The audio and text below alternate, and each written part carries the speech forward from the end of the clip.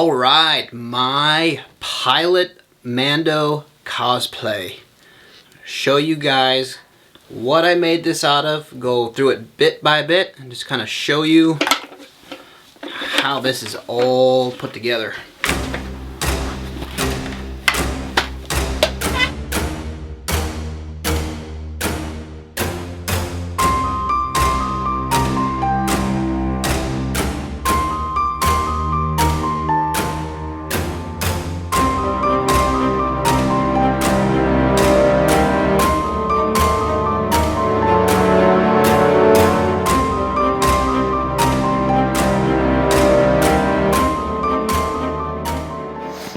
Alright, so I've got the kit on the table here. I'm just going to go through this bit by bit and just kind of explain what I've done with this deal. These are my gauntlets, aka the van braces. In Mando world we call them gauntlets. So this is just aluminum with hinges here, and I put these on just by pulling the hinge out. Let me see if I can find the hinge pin here. Hinge pin right here, comes out, opens up. Paint in there, but I just lined them with foam, so when you look at it from here, it looks thicker, looks more stout. So yeah, those are just custom built by me, aluminum. That's that part. On the other side, I did something a little more fancy. I got my bottom plate, and then boom, electronics. And what this actually is, it's just an LED name tag that I put a bunch of semicolons, and you can kind of program them, and so they flash and do all sorts of cool stuff. It's just an easy way to get some lights onto your costume. So Amazon LED name tags, there's all sorts of them, different colors. It's just an easy way to get some cool flashy stuff on your kit if you'd like to. This is aluminum. This knob here is just a knob that I found, and these are just these aren't actual buttons, they're just chunks of aluminum. This bottom plate is also aluminum, some beads rolled in it just to give it some extra features. Just regular black gloves, and a hand plate that's just velcroed on. The sticky back velcro is pretty useful, and it's just glued on, it's not sewn on. I just used the E6000 glue and glued it on. So that's my other side there. As in on the gauntlets, my chest rig also has the fancy LED name tag. I really like these things, as you can tell in this kit. My air box, control box, is made out of aluminum. You could actually build something like this out of Sintra. These are vacuum hoses that I just cut in half and split and slid over a tube. And these will be coming up. What these are in a few seconds when I show my helmet. These are gas mask hose ends. And I'll show you how I go about attaching those. But I feel like you can make something like this out of Sintra. It doesn't have to be metal. You can get pretty creative and make something simple. Aluminum plates, like all my stuff, same deal, hem screwed, washers, nuts.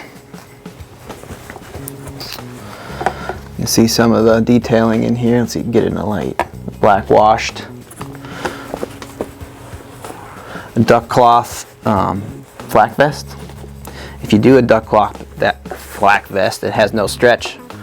Sometimes I have to come in here and add some not Velcro, but elastic, so it can go around my neck. Back plate, aluminum.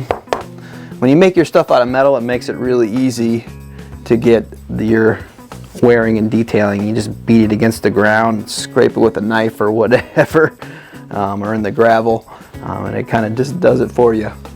So that's one thing nice about metal, is you can make it, wear it, and make it look weathered pretty easily. There's my sigil, and now that everybody's finding out about sigils, just like a Mandalorian mask that looks kind of cool, if you ask me. So it's a little different than my Welding Geek sigil, but still, I like how that came out. All right, flight suit. This is a one-piece flight suit made by Red Cap. Let's see if I can get that in the light here. Red Cap. I added some pouches here on the front just to make it more Star Warsy. I have my knee armor bolted, and on the inside here, my straps are actually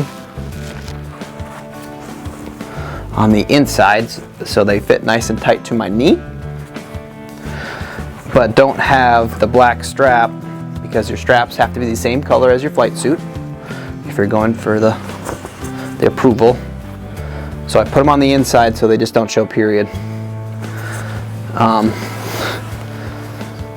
So remember these are air nozzles from Menards, and the back half I actually used for another part on my kit. So Menards air nozzles can get you a fun little greebly. Aluminum, knee armor, back, this is 1/4 inch foam.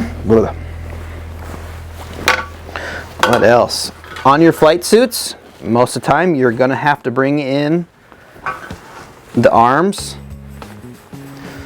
So if I turn this inside out, you can see the factory seam.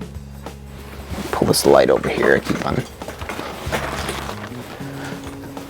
You can see the factory seam is here, and I've brought this in almost an inch. So you need to fit these, not tight, but they can't be all baggy. You also have to do that with the legs. You can see the white stitching, this stitch here, where I had to bring the flight suit in. This is the factory stitching here where it normally is, and I brought this up and in quite a bit. And you're probably gonna have to do that with yours if you go with really any flight suit. Most stuff is gonna look a little too baggy. This is actually my neck seal. I attached it to my flight suit, and it looks, I try to make it look like it was part of my vest, so it all looks as one piece. That's why this flap is back here to cover up the blue. So that's my flight suit on this kit. I've actually already shown everything on this belt on my assassin kit. It's the same belt, the same blasters, leather belt, cobra buckles. My blaster is built off of airsoft lowers, and then I made the uppers out of aluminum, tubes and whatnot. I highly recommend not using airsoft guns. Don't use airsoft guns for cosplay props because most of the conventions are not going to allow you to bring these in. I've had to go into some conventions without weapons because they wouldn't let me bring these in there because they're based off of airsoft guns. So if you're going to go this route, blaster route, find somebody that's good at 3D printing, maybe bring in some 3D printed blasters. But yeah, these look awesome. Most of the time I can't use them, which stinks. The grenades, once again, are just pieces. You could PVC tubing. This is actually aluminum, but I guess you could use PVC tubing. This is a vacuum hose again, just to make a cool looking greebly grenade for your belt if that's the way you want to go. You don't have to go expensive when you're building your own Mandalorian kit. And you can use Sintra PVC. You can go to Goodwill, try to find some cheap greebly stuff. All my speaking of Goodwill, let's move on to my helmet here. Antennas. These are off wireless routers that I bought from Goodwill for like $1. Go through the electronics section at Goodwill and you can find all sorts of stuff. But here's the helmet. It's one of my typical kind of helmets where it's the aluminum base in the airsoft bump helmet. I don't know if you can see inside there. This one I made with a neck seal, and I just riveted that down just to have it sealed because it's a pilot and I thought it'd be cool to have the neck sealed. Cool antenna features, like I said. this brim is actually off of the grinding masks I buy sometimes for the lenses. This is actually a Hobart grinding shield lens, and my shields actually just float in my helmets. So I can't really show that now, but the top headgear has a slot, and I can slide them up in there, and then they just sit in place.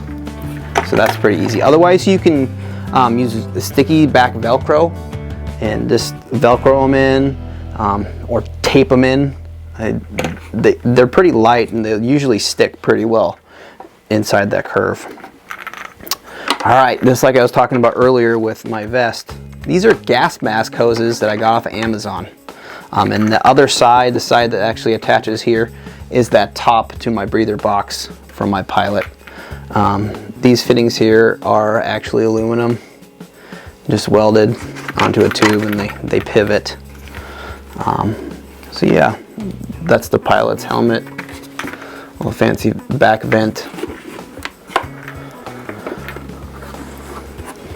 Cool, sharp, fast looking visor on this one. What's next here? The harness. Remember those air guns from Menards? That's the back of them.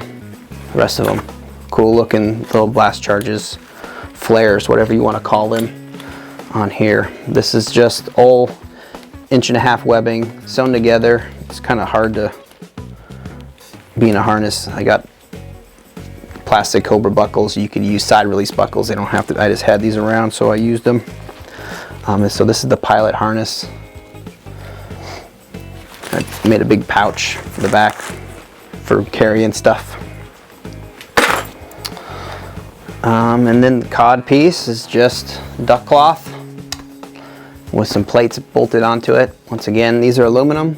Sintra works really well. I mean, if you don't have the money to spend on metal, you could still build a great kit out of Sintra. A really, really nice kit out of Sintra. Or some people use garbage totes. Whatever you can get, a nice flat piece of plastic will work. So that's what the cod piece looks like. Nice and simple. The glove. And last but not least, just motorcycle boots. They frown on zippers. If you have zippers, they need to be on the inside of the boot. But I find that you can find motorcycle boots most of the time. Just have nice buckles, they look swarzy, and they work well. So yeah, those are all the parts of that kit.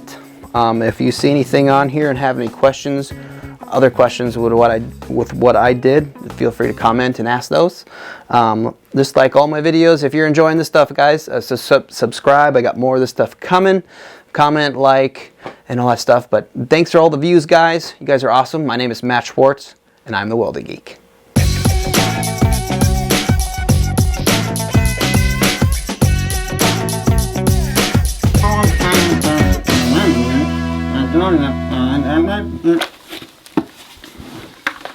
Just kidding.